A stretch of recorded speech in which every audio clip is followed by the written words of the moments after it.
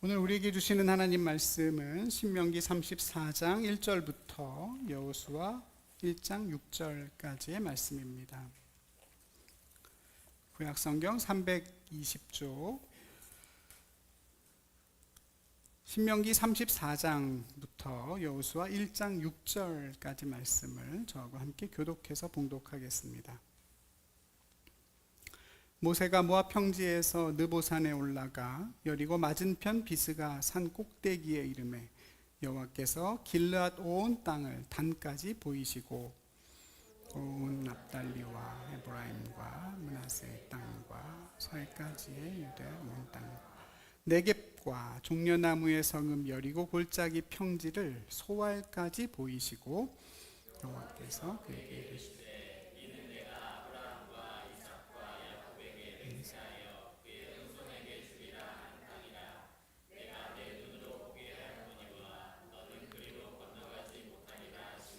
이에 여호와의 종 모세가 여호와의 말씀대로 모압 땅에서 죽어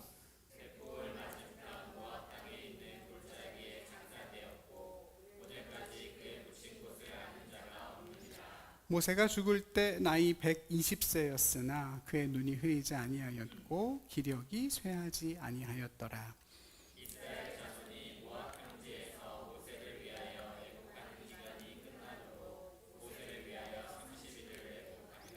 모세가 눈의 아들 여호수아에게 안수하였으므로 그에게 지혜의 영이 충만하니 이스라엘 자손이 여호와께서 모세에게 명령하신 대로 여호수아의 말을 순종하였더라.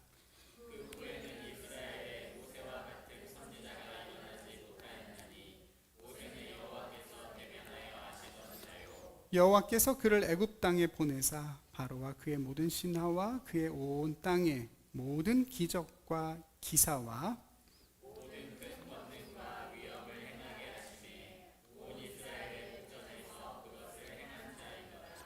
여호와의 종 모세가 죽은 후에 여호와께서 모세의 수종자 눈의 아들 여호수아에게 말씀하여 이르시되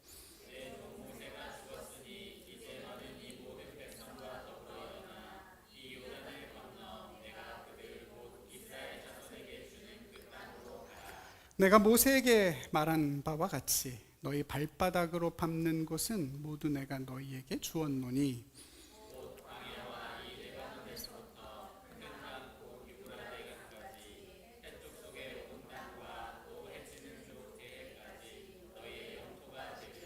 내 평생에 너를 능히 대적할 자가 없으리니 내가 모세와 함께 있었던 것 같이 너와 함께 있을 것임이니라. 내가 너를 떠나지 아니하며 버리지 아니하리니 강하고 담대하라. 너는 내가 그들의 조상에게 맹세하여 그들에게 주리라 한 땅을 이 백성에게 차지하게 하리라. 아멘.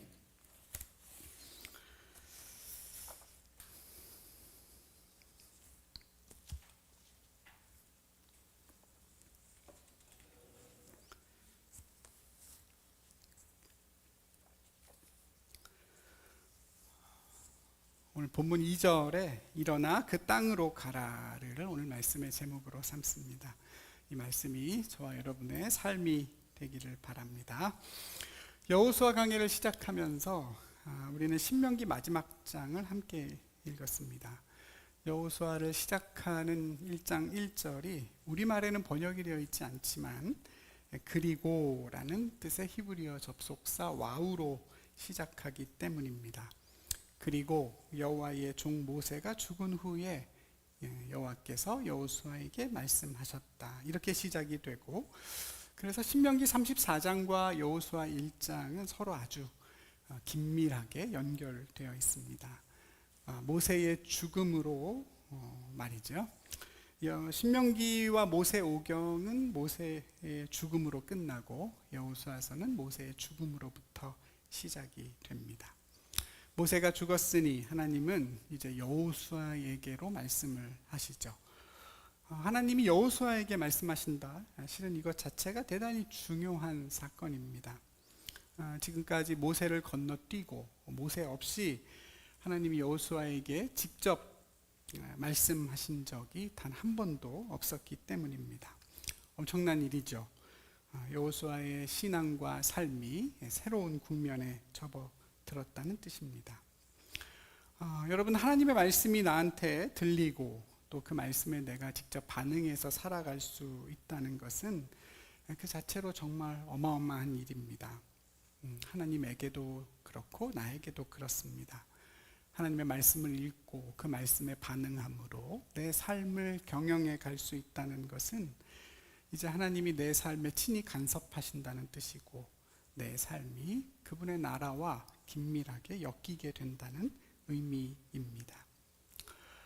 저는 우리 성도 여러분께서 여러분의 모세를 통해 예컨대 어떤 설교자나 또 다른 메신저를 통해 하나님의 말씀을 듣는 데 머무르지 않고 스스로 나 힘으로 말씀을 읽고 깨닫고 여러분을 향한 하나님의 뜻을 분별하는 데까지 자라가시기를 소망합니다.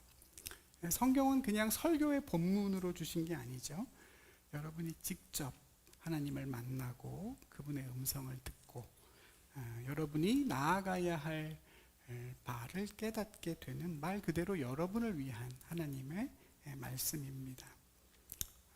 우리 성도님들 중에는 그런 분이 별로 없겠지만 혹시 아직 스스로 하나님의 말씀을 듣기 어려워하시는 분이 계시다고 한다면 오늘 이 여호수아에게 나타난 이 믿음의 진보가 꼭 경험되시기를 축복합니다. 모세가 의도한 건 아니지만 사실 모세는 그냥 일반적인 사람은 아니죠.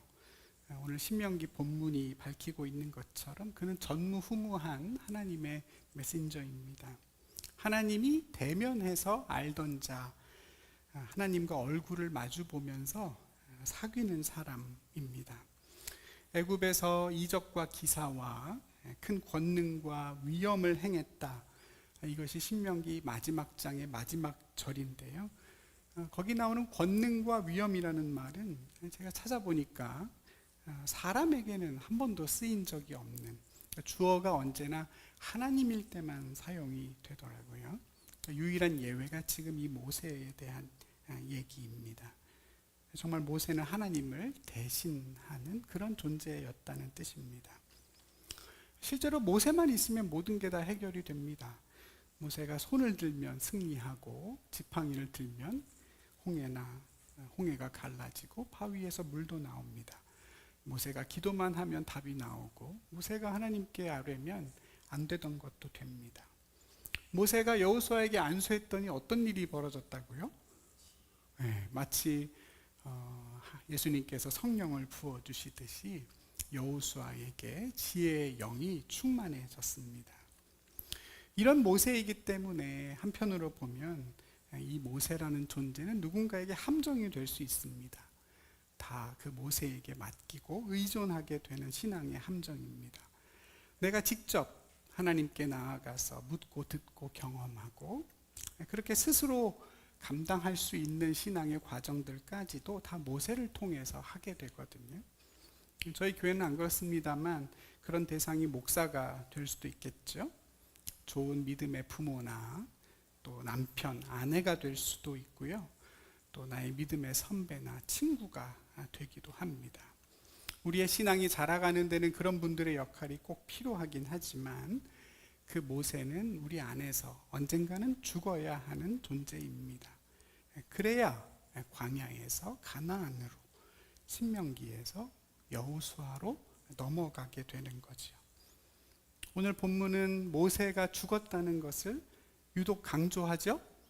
네, 모세가 죽은 후에 하나님이 여호수아에게 말씀하셨다. 모세가 죽었으니 가나안 땅으로 가라. 가나안의 여정 가운데 모세의 죽음이 꼭 필요한 일이라고 하세요. 사랑하는 우리 성도 여러분, 모세가 죽고 여호수아가 세워지는 사건이 저와 여러분의 삶에서도 일어나길 바라고 그 과정을 통해서 여러분을 향한 하나님의 부르심을 꼭 발견하고 이루어 가시기를 다시 한번 축복합니다. 하나님이 그렇게 여호수아에게 하신 첫 말씀이 오늘 본문 2절입니다. 내 종 모세가 죽었으니 이제 너는 이 모든 백성과 더불어 일어나 이 요단을 건너 내가 그들 곧 이스라엘 자손에게 주는 그 땅으로 가라.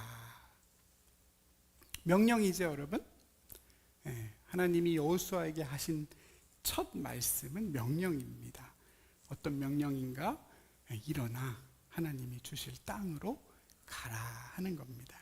일어나 가라. 일어나 가라는 명령은 우리가 성경에서 자주 보는 말입니다. 아브라함에게도 하나님은 일어나 내가 너에게 보여줄 땅으로 가라 그랬고, 하나님이 모세를 처음 부르실 때도 이제 가라. 내가 너를 바로에게 보내어 이스라엘을 애굽에서 인도하여 낼 것이다 그랬습니다.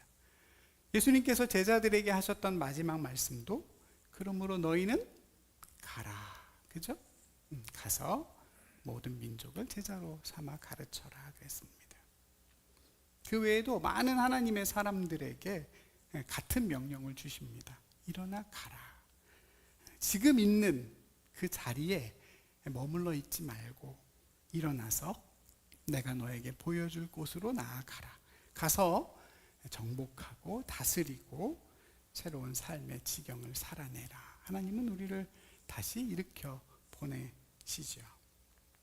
근데 여러분, 오늘 본문 2절 여호수아에게 가라고 하시는 말씀은 자세히 들여다보면 그 뉘앙스가 참 오묘합니다. 이스라엘 자손에게 주는 그 땅으로 일어나 가라 그러면서 뭐라고 하시냐면, 내 종 모세가 죽었으니 이제 너는 그 땅으로 가라 그랬습니다. 내 종 모세가 죽었으니 이제 가라. 어떤 느낌이 드세요? 마치 모세가 살아 있어서 지금까지 가나안 땅에 못 가고 있는 것처럼. 그래서 모세가 죽기를 기다리셨던 것 같은 뉘앙스 아닙니까? 하나님의 위대한 종 모세가 죽었으니 이제 큰일이다, 이게 아니죠. 모세가 죽었으니 이제 가라. 모세가 죽었다, 한 달이나 애곡을 하지 않았냐? 이제는 가라. 가나안 땅을 향해 나아가 거길 정복하고 다스리는 그 일이 모세의 죽음이 아니고서는 시작되지 않는 그런 일이었다라고 주님은 말씀합니다. 모세의 마지막 모습을 자세히 기록하고 있는 신명기 34장에 보면 하나님이 모세를 느보산에 데리고 가시죠. 느보산의 한 봉우리로 끌고 가셔서 저 멀리에 있는 가나안 땅을 보게 하십니다. 다 구석구석 보여주시고 하시는 말씀은 너는 여기까지다 라고 하시죠. 눈으로 보게 하시고 건너가지는 못하게 하십니다. 그렇게 모세는 가나안 땅 목전에서 마지막 생을 마감합니다. 당시에 120세였던 모세는 여전히 눈이 흐리지 않고 기력은 정정했습니다.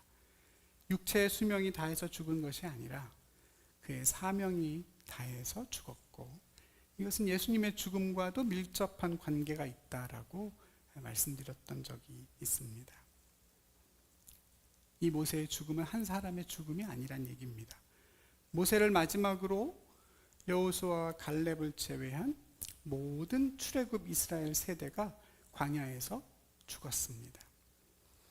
애굽에서 태어나서 20살 이상, 그러니까 성인이 돼서 애굽을 나온 모든 출애굽 세대가 광야에서 죽었고, 민수기에 보면 그런 이스라엘 백성들이 죽어서 소멸했다라고 기록하고 있습니다. 죽어서 소멸했습니다. 모세도 마찬가지입니다. 모세 역시도 가나안 땅 밖에서 소멸됩니다. 그의 시신조차 가나안 땅으로 들어가지 못하게 되죠. 여러분, 좀 이상하지 않습니까? 모세의 시신을 굳이 모압 땅 광야에 묻을 필요가 있었을까요? 지금 이스라엘 백성들의 손에는 한 사람의 유골이 들려 있습니다. 그것은 애굽에서 죽었던 요셉의 유골이죠. 요셉의 유골을 가만히 잘 수습해서 가나안 땅에 가지고 가서 요셉의 아버지 야곱이 구입해 놓은 세겜이라는 땅에 장사하는 장면이 나옵니다. 근데 모세는 아니죠. 그냥 모압 땅 어느 골짜기에 묻었고 그의 시신이 어디에 묻었는지를 아무도 아는 사람이 없습니다. 나중에 혹시라도 아는 사람이 와서 모세의 가족이나 친척이 와서 그 시신을 다시 수습해 이장할 수 있는 가능성 자체를 막아버렸다는 뜻입니다. 모세는 말 그대로 죽어서 소멸했습니다. 살아서 가나안 땅에 들어가지 못하는 것은 물론이고 죽어서도 그 땅을 밟지 못했습니다. 하나님이 약속하신 땅을 악평하고 하나님을 늘 원망하며 살다가 끝끝내 애굽으로 되돌아가자고 고집했던 이스라엘 백성들과 함께 모세는 그렇게 광야에서 죽어 사라진 것입니다. 모세가 가나안 땅에 이렇게 들어가지 못한 것에 대해서 성경은 크게 두 가지 이유를 설명합니다. 먼저 모세 개인의 이유인데요. 가나안 땅을 정탐하고 와서 이스라엘 백성들 가운데 큰 두려움이 찾아오고 다들 하나님을 원망하고 불평하다가 너희가 광야에서 다 죽게 된다는 말씀을 듣고 얼마 되지 않아서 백성들이 물이 없다고 하나님께 불평하는 장면이 나옵니다. 하나님 물이 없습니다. 불평했을 때 하나님은 모세에게 말씀하시죠. 너가 지팡이를 들고 이스라엘 백성들 앞에 서라. 그리고 바위를 향하여 물을 내라고 명령해라 하십니다. 비록 광야에서 죽게 됐고 하나님께 원망하지만 하나님이 여전히 그들을 사랑하시고 그들의 필요를 공급해 주시는 하나님이시라는 확신을, 신뢰를 보여주라는 의미입니다. 그래서 한 번도 책망하지 않으세요. 왜 불평하느냐 말씀하지 않으시고 그냥 이스라엘 백성들에게 바위를 통해 물을 내어주시게 됩니다. 근데 이때 모세가 어떤 행동을 하죠? 바위를 향하여 명령한 것이 아니라 그 바위를 2번 지팡이로 내리쳤다고 나옵니다. 물은 나왔어요. 물은 나왔는데 하나님이 기뻐하지 않으셨죠? 하나님은 분명히 지팡이를 들고 명령해라 그랬는데 그렇게 하지 않았습니다. 반석을 치기 전에 불필요한 말을 백성에게도 합니다. 반역한 너희여 들으라. 우리가 너희를 위하여 이 반석에서 물을 내랴? 다른 번역에는 이렇게 나옵니다. 이 반역자들아, 내가 이 반석에서 물이라도 나오게 해서 먹여야 되겠느냐? 이렇게 얘기했습니다. 분노와 또 빈정거림이 담겨 있는 말이죠. 그리고 나서 바위를 2번 쳐서 물이 나오게 하는데요. 하나님은 그런 모세의 언행을 기뻐하지 않으세요. 이스라엘의 목전에서 하나님의 거룩함을 드러내지 않았다고 책망하시고 모세 너도 이들과 같은 운명이 될 거라고 말씀하십니다. 여기에 대해 시편 106편 같은 하나님의 말씀을 보면 좀 다른 얘기도 나옵니다. 이것은 전적으로 모세의 잘못이라기보다는 이스라엘 백성들로 인하여 모세에게 재난이 임한 것이다 이렇게 기록합니다. 모세가 가나안 땅에 들어가지 못한 궁극적인 이유는 이스라엘 백성들 때문이라는 건데요. 나중에 모세도 이스라엘 백성들을 향하여 2번이나 똑같은 말을 반복합니다. 너희 때문에 하나님이 나에게 진노하셨다. 뭔가 억울함을 토로하기도 하고 나는 결국 너희들과 이스라엘 백성들과 같은 운명 공동체다 하는 것을 이야기하기도 합니다. 사실 모세는 그런 존재죠. 모세 혼자만 어떻게 되는 그런 사람이 아니라 이스라엘을 대표하고 그들과 하나가 되어 같은 운명을 짊어지는 사람입니다.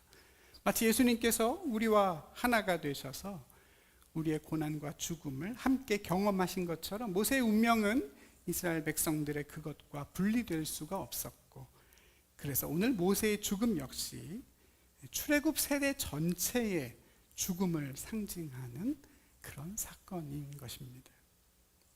근데 여러분 중요한 건 뭐예요? 그 모세가 죽지 않고는 가나안 땅으로의 전진이 시작되지 않는다는 것입니다.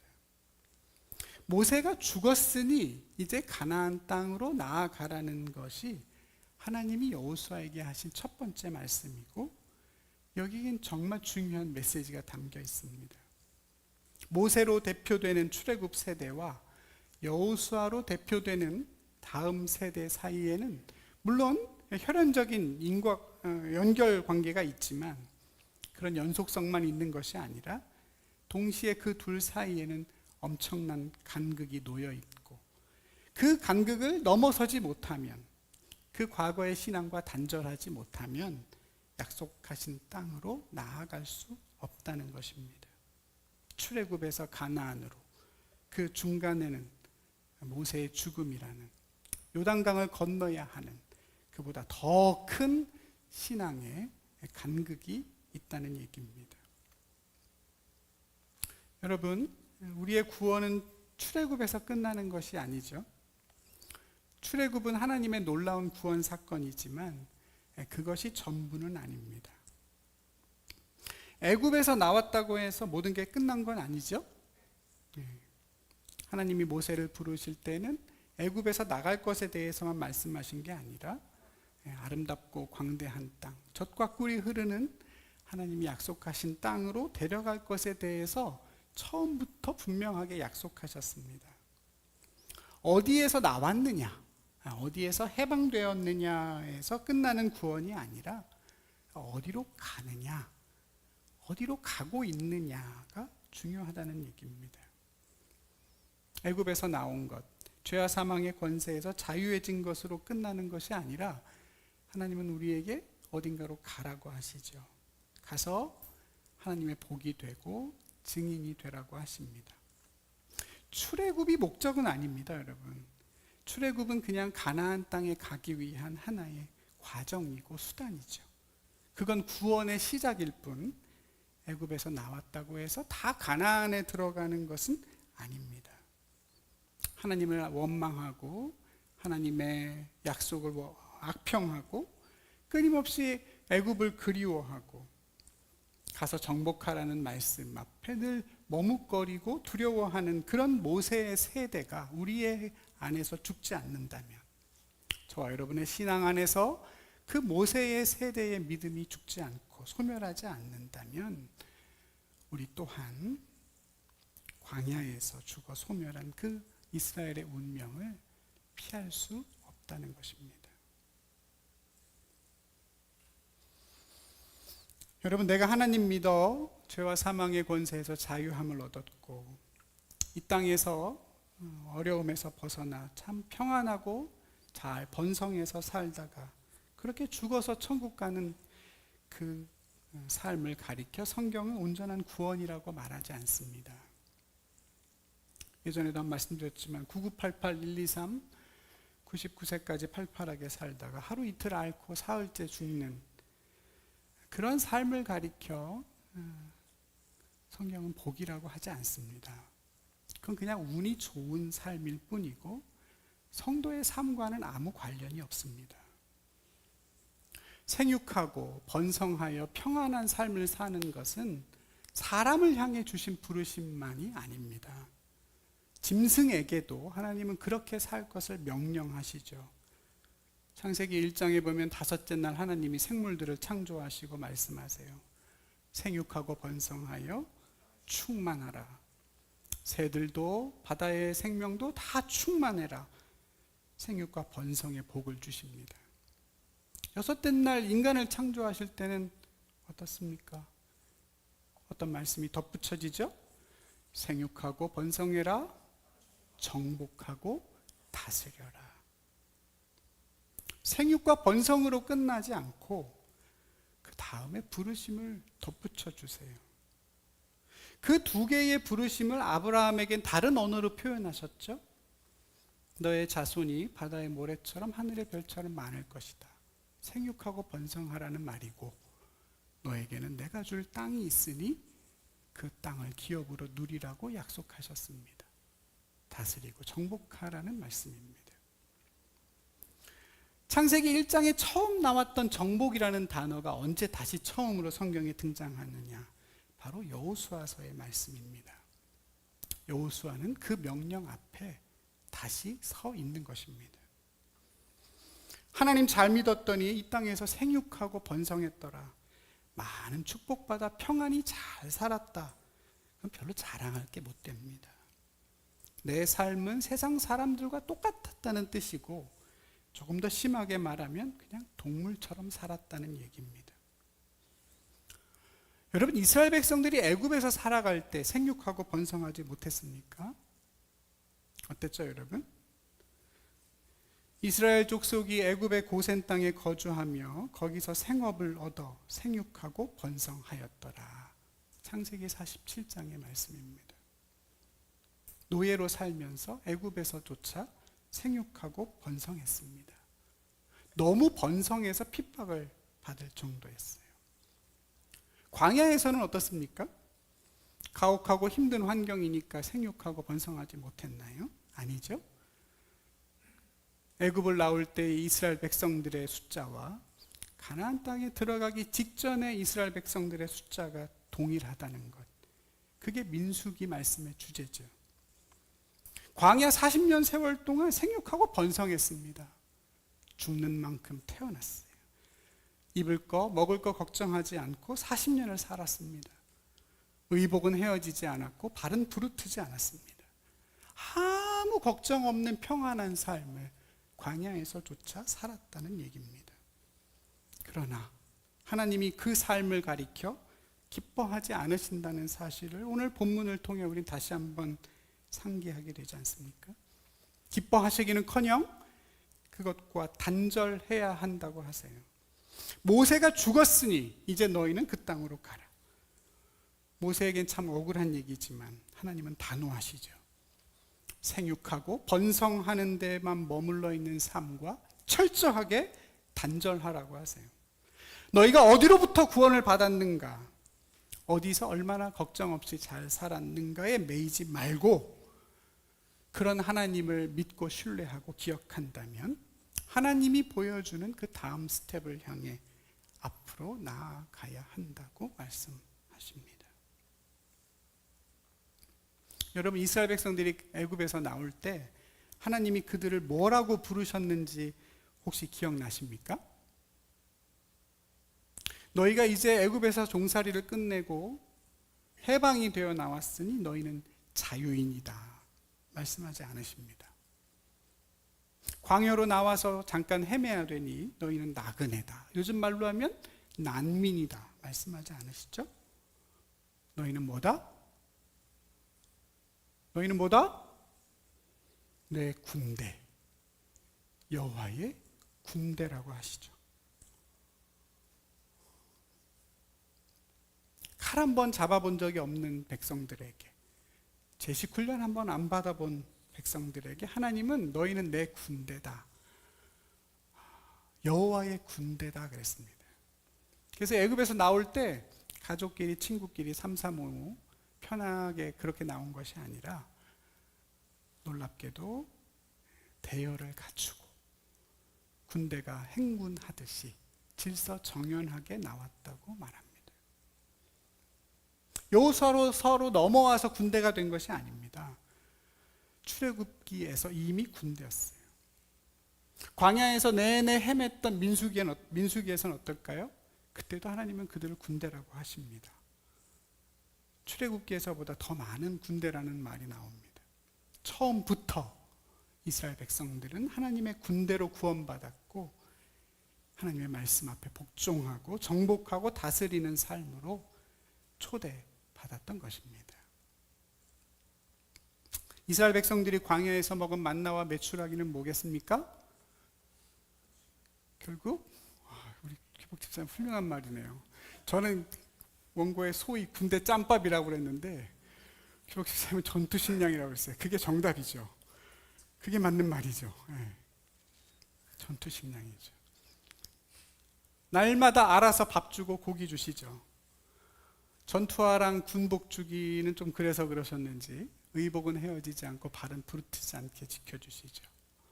군인의 핵심이 먹는 거, 입는 거 걱정 안 하는 것이기 때문입니다. 군대 입대하는 사람이 뭐 입을까 걱정합니까? 뭐 먹을까 밥 걱정하나요? 그런 건 다 알아서 나라에서 챙겨주죠. 속옷부터 양말까지 아침, 점심, 저녁 간식까지 다 챙겨주면서 그런 거 신경 쓰지 말고 너희는 훈련하고 싸우는 일에 몰두해라, 그 그게 군대입니다. 물론 엄청 맛있는 음식이거나 좋은 의복은 아닙니다. 그런 건 좀 내려놔야 되죠. 저희 때는 밖에서 속옷을 그렇게 다들 사가지고 들어갔어요. 지금도 그럴지 모르겠는데 종성 집사님 지금도 그러나요? 모르시죠? 장교라. 아주 좋은 건 아니지만 그러나 챙겨주고 그거에 대한 걱정을 덜라고 하시죠.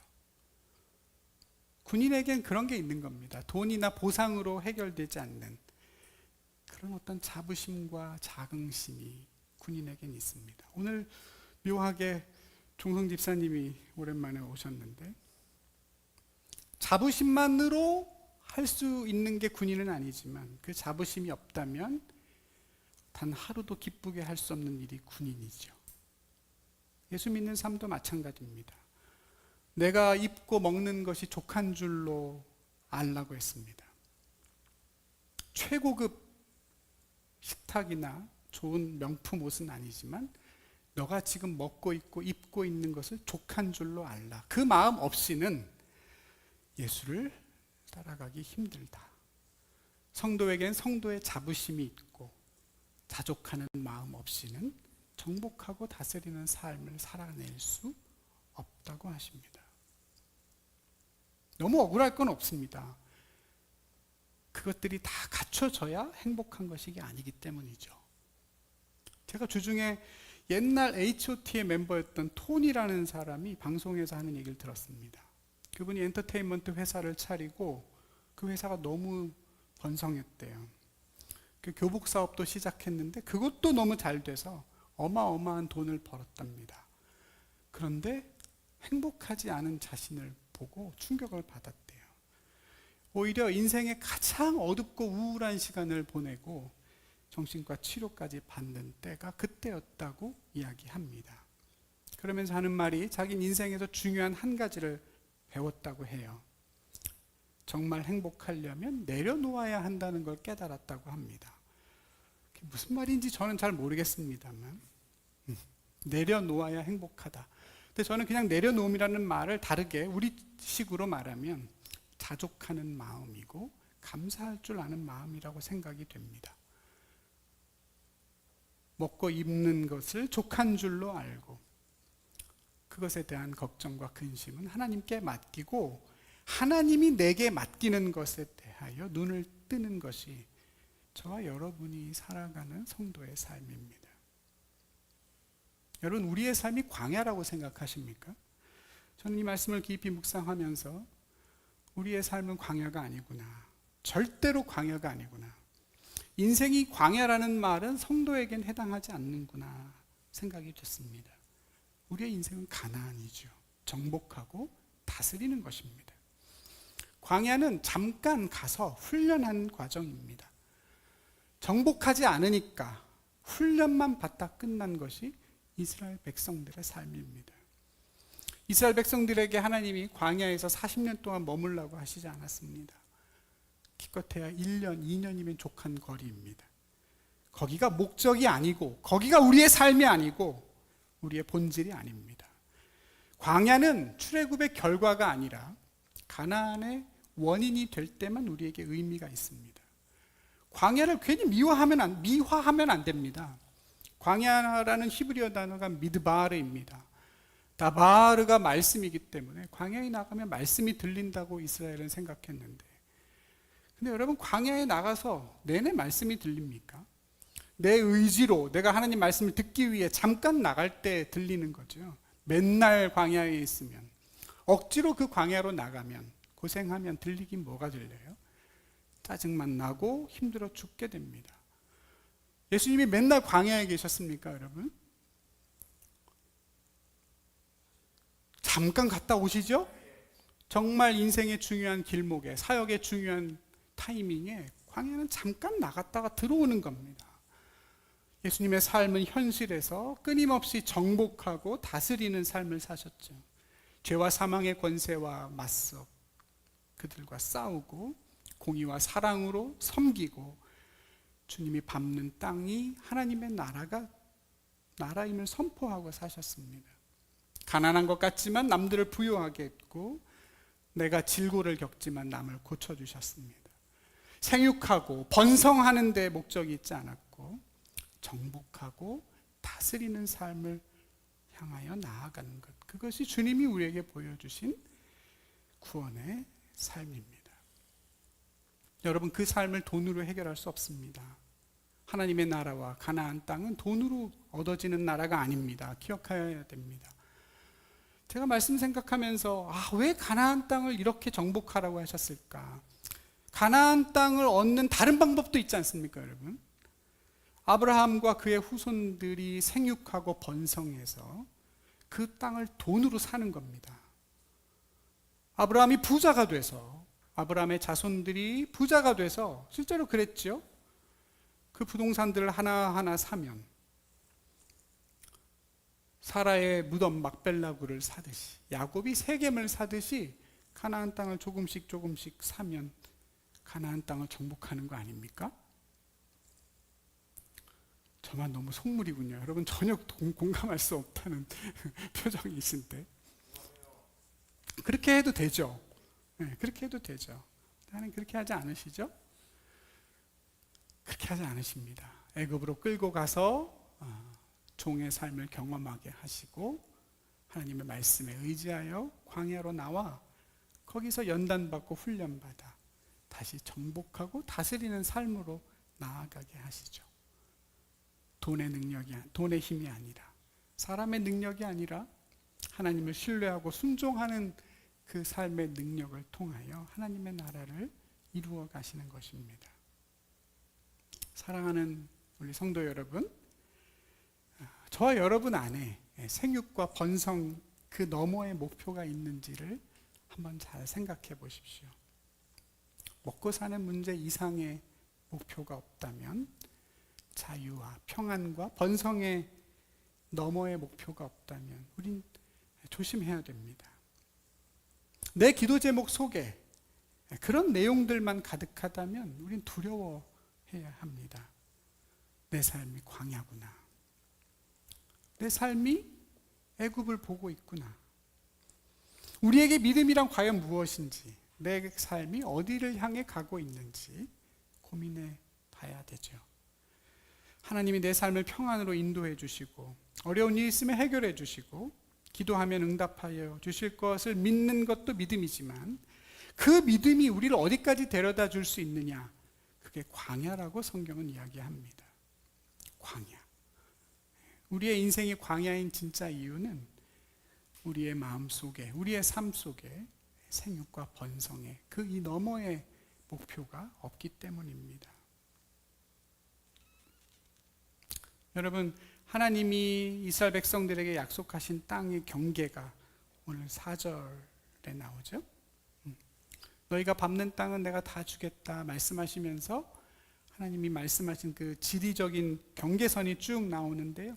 광야와 레바논에서부터 유브라데 강까지, 또 해쪽 속의 온 땅과 서쪽 지중해 앞까지 모두 너희의 영토가 되리라 그러시죠. 여러분, 이 땅을 지도에서 이렇게 그려보면요, 나중에 여호수아와 이스라엘 백성들이 가나안 땅을 정복하고 분배받았던 땅보다 클까요? 작을까요? 훨씬 더 큰 땅입니다. 예전에 역사와 성경에서도 잠깐 봤지만 하나님이 약속한 이 땅, 하나님이 아브라함에게 처음 약속하신 땅이거든요. 그때도 그랬어요. 하나님이 아브라함에게 처음 약속하신 땅의 영토는 북쪽으로 특히 멀리 넓은데, 시리아와 레바논을 더 넘어서 유브라데 강까지, 아수르와 바벨론의 영토 입구까지 광활한 땅을 약속하십니다. 이스라엘 역사에서 그 땅까지 가본 건 한 번 있다고 할 수도 있고 없다고 할 수도 있습니다. 다윗과 솔로몬의 최전성기 때 거기 앞까지 갔던 것이 유일한 정복의 역사인데요. 하나님은 그런 땅을 이스라엘 백성들에게 약속하시고 이미 주었다, 과거형으로 말씀하시죠. 하나님이 아브라함에게 원래 약속했던 땅이기 때문입니다. 하나님은 그 약속을 포기할 마음이 없으시고 다시 여호수아에게 그 땅을 향하여 일어나 가라고 하십니다. 이스라엘 백성들은 아니었죠. 적당히 현실에 안주하고 다시 생육하고 번성하는 데만 힘을 씁니다. 놀라운 것은 이스라엘 백성들이 그 땅까지 안 가니까 나중에 가긴 가요. 어떻게 가죠? 네, 포로로 가죠. 하나님 참 무서운 분입니다. 정복하고 다스려서 가는 게 아니니까 나중에는 정복당하여 포로로 그 땅에 끌려가죠. 참 기막힌 얘기입니다. 사랑하는 우리 성도 여러분, 지금 내가 누리고 있는 구원에 머무르는 것이 아니라 내가 무엇을 향하여 구원받았는지를 놓치시면 안 됩니다. 내가 지금 어떤 복을 누리고 사느냐, 그게 중요한 것이 아니라 나로 인하여 누가 어떤 복을 받았느냐로 결정되는 삶입니다. 내가 좋은 신앙의 유산을 물려받아 사는 것이 뭐가 그리 중요합니까? 내가 다시 물려주고 전해줘야지. 내가 어디서 시작했는지가 중요한 것이 아니라 내가 어디까지 가야 하고 어디까지 보고 있느냐가 훨씬 더 중요한 질문입니다. 믿지 않는 가정에서 태어나 구원의 마중물 노릇을 하며 신앙생활을 하는 분들은 그만큼 존귀하고 위대한 것이죠. 예전에 야구 드라마 스토브리그라는 드라마를 재밌게 봤는데 혹시 보신 분 계시죠? 거기에 그 주인공 남자분이 그런 대사를 한 적이 있어요. 누군가는 삼루에서 태어나 놓고 자기가 삼루타를 친 줄 안다 얘기합니다. 태어날 때부터 좋은 부모 만나서 그렇게 신앙의 유산을 잘 물려받은 그것이 뭐가 그렇게 자랑이겠습니까? 부모 신앙이 좋은 것이 나랑 무슨 상관이고, 좋은 교회 다니는 게 나랑 무슨 상관이 있겠습니까? 내가 어떤 신앙을 누구에게 물려줄 것인가? 내가 열매가 아니라 내가 어떻게 하면 다시 씨앗이 되어 열매를 결실할 것인가? 그게 더 중요한 문제 아니겠습니까? 나로 인하여 누가 복을 받고 하나님을 알게 되고 누가 예수를 믿게 되고 있는가? 거기까지 가기 위해서 우리는 믿음의 선한 싸움을 멈출 수 없는 것입니다. 말씀드린 것처럼 하나님은 이미 주셨다고 했습니다. 오늘 본문 3절은 말하죠. 너희 발바닥으로 밟는 곳은 모두 내가 너희에게 주었노니, 과거형 완료형으로 되어 있습니다. 이미 다 주었다고 하세요. 너희가 발바닥으로 밟기만 하면 된다고 하시죠. 너희에게 환난이 있지만 담대하라, 이미 내가 세상을 이겼다 말씀하신 주님 이야기와 같습니다. 여호수아의 삶도 우리의 싸움도 승리를 향해서 싸우는 싸움이라기보다는 승리로부터 이미 이겨놓고 싸우는 싸움이라는 뜻입니다. 문제는 내가 밟느냐의 문제죠. 내가 정말 그것을 믿고 그 땅을 향하여 나아가느냐, 거기에 달려있다고 하십니다. 하나님께는 완료지만 우리에게는 아직 미래입니다. 내가 직접 말씀에 순종하고 그 땅을 향해서 나아가야 합니다. 누구도 대신할 수 없어요. 내 발로 밟아야. 정복이라는 단어보다는 발로 밟는다는 단어는 대단히 원초적인 단어죠.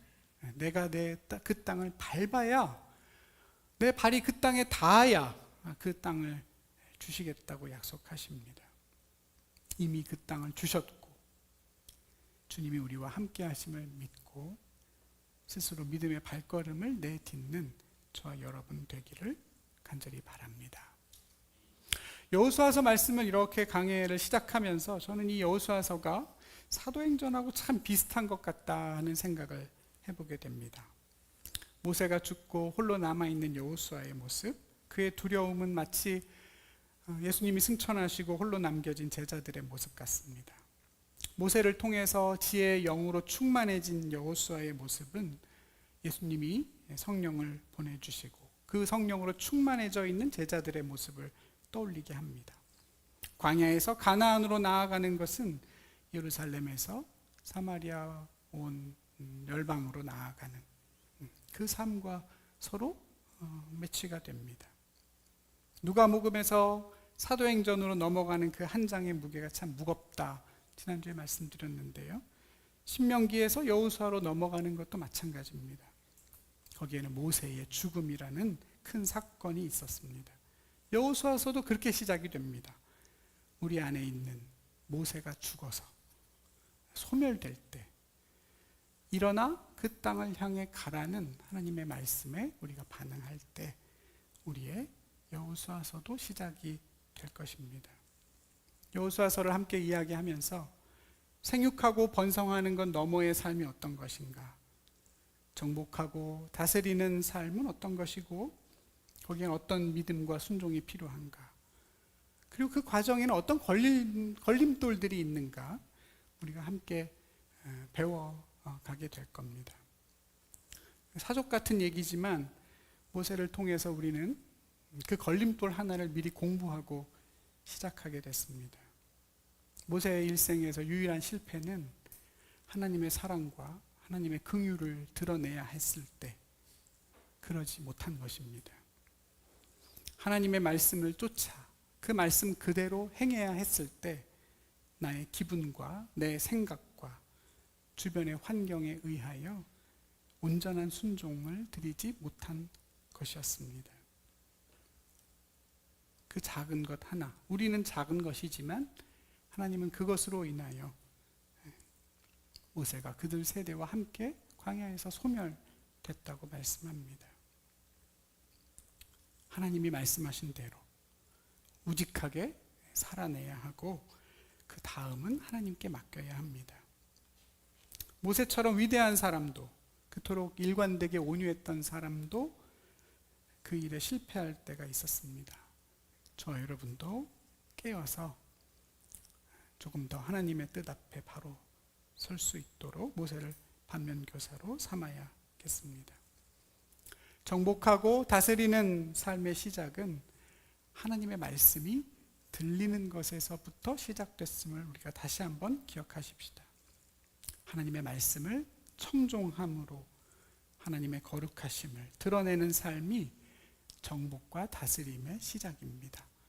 여러분이 들어야 하고 그 주의 말씀을 사모해야 하고 날마다 그 말씀을 쫓아 하루하루 그 땅으로 나아가셔야 합니다. 그럴 때 우리를 향해 주신 하나님의 모든 약속이 저와 여러분의 삶이 될 줄로 믿습니다.